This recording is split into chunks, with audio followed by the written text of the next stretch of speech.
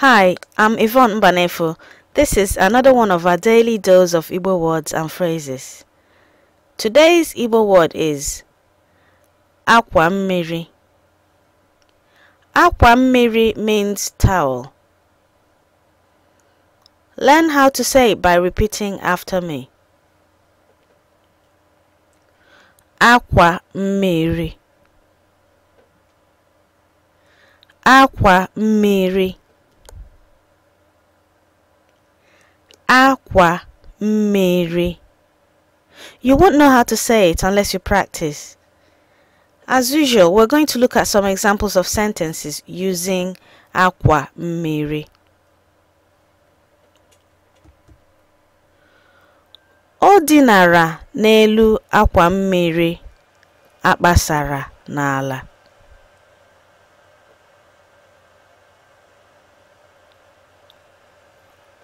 O dinara n'elu akwa mmiri akpasara n'ala.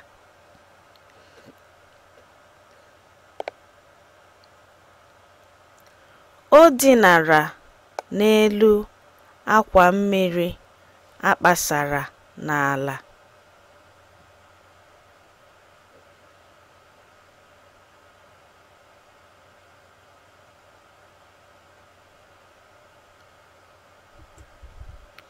Ha ji akwa mmiri kpuchie onwe ha.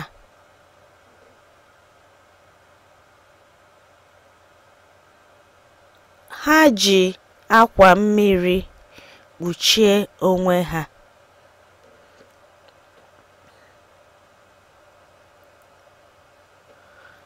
Ha ji akwa mmiri kpuchie onwe ha.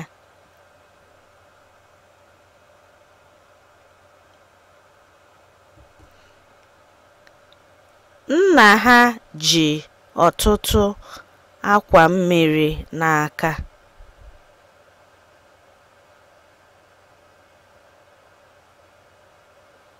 Nna ha ji ọtụtụ akwa mmiri n'aka.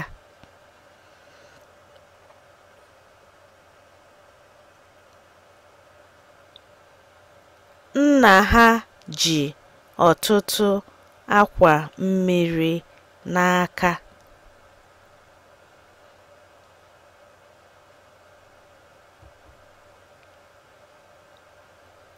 Nwanyị a ji akwa mmiri kechie isi ya.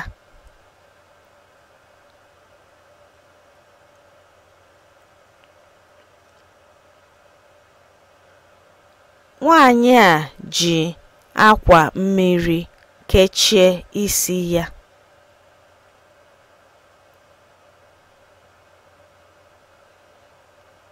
Nwanyị a ji akwa mmiri kechie isi ya.